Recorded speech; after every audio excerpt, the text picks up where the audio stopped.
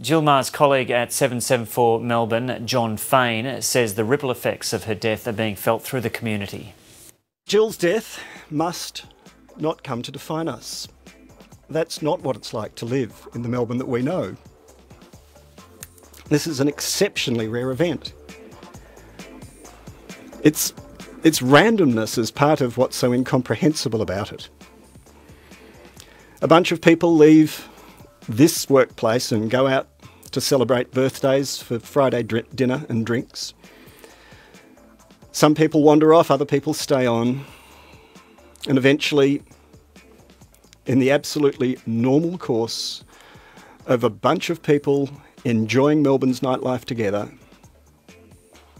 someone starts to walk home minutes away from where they are. And then it all goes bad. That is not life in Melbourne. That is not life in the Melbourne that all of us know. And we don't want it to become, in any way, a definition of life in Melbourne today.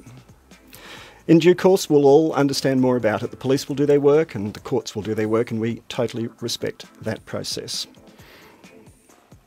But Jill, as a person, Jill as a colleague, Jill as a wife to Tom, who must be, Lord knows, lost this morning, and our thoughts are with you. Jill wouldn't want us triple locking the door and installing closed circuit televisions everywhere as if we live under siege, because that's not what it's about.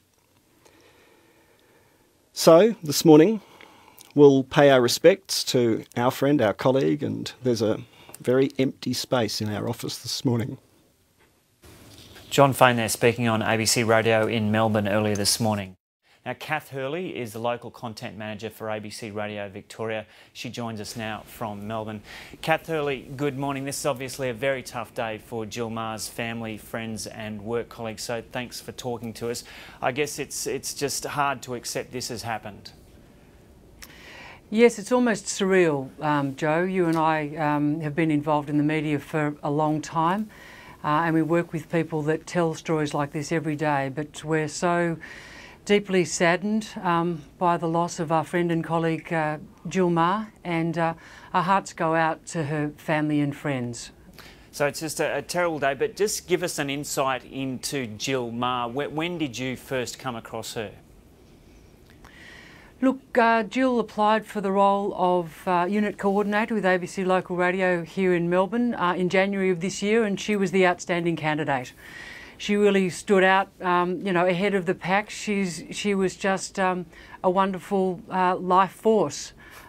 She was the life of the office, the kind of person that would organise the cupcakes along with Sky Condon, our administrative manager, you know, when it was someone's birthday, or, you know, organise for people to get together, make sure that everybody got together and talked when they needed to. And she was the one that you'd take your leave form to. Yeah. She was the one that would help me with the financials. So she was the glue in the office, and she's deeply missed. What caught your eye in that interview? Why did she stand out? Well, she's cheerful, she's bright, she's intelligent, she's just a lovely person. As John Fain said the other day, she's the Irish girl that lights up a room. You know, we love her deeply, and we're all very sad today, but I'm extremely proud of the local radio team here in Victoria and the way that they've continued to cover the story while dealing with a very difficult issue for all of us. So she had the thick Irish accent and a few Irish characteristics? Yes, Joe. In fact, I must say, when I took the first call from her, I actually had difficulty understanding her. I'm not sure that I should be saying that to her with her Irish relatives, perhaps. Yeah, I thought, oh, look, I'm not sure. How will she go? Having to interact with the regional content managers, 9 of them, you know, yep, around the state on the other end of the phone. But